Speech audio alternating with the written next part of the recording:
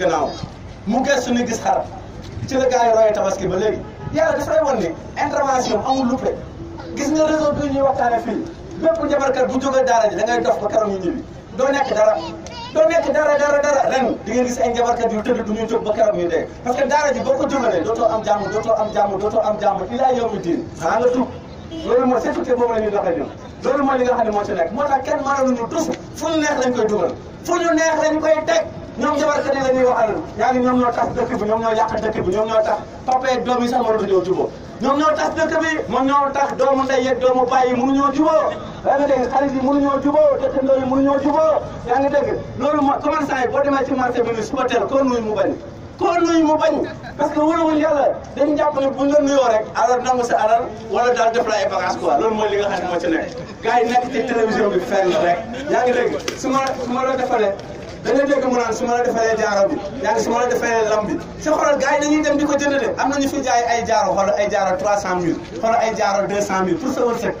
sa wërsëg moo la jiitu ci àdduna la kenn ku ne sa xarum ngente moo la mag nañ ci bàyyi xel bu baax kenn ku ne dugub ji nga xam ni moom la lay toggalee laax bi sax moo la mag loolu mooy li nit amuñu xalaat nit ñi amuñu xel waa ji toog ci télévision bi ca nag jabarkat yi jigéen ñi ñoo gën a bëri sax yu góor yi léegi soo waxee mu naan su ma la defalee lam bi su ma la defalee jaaro bi fenn rek wërsëg yàlla moo ko yor kenn ku ne yàlla pare na ci sa wërsëg loolu mooy li nga xam ne moo ci nekk gëm leen yàlla te wóolu ko te xam ne yàlla moo leen mën a dimbali wala rek nga dem ñëw liggéey sa 50000 amoo kenn koo ko jox benn baadoolo bu toog këram nga ñëw mu jaay la benn jaaro yaa ngi dégg jaaro 50000 200000 léegi nag am nga xërëm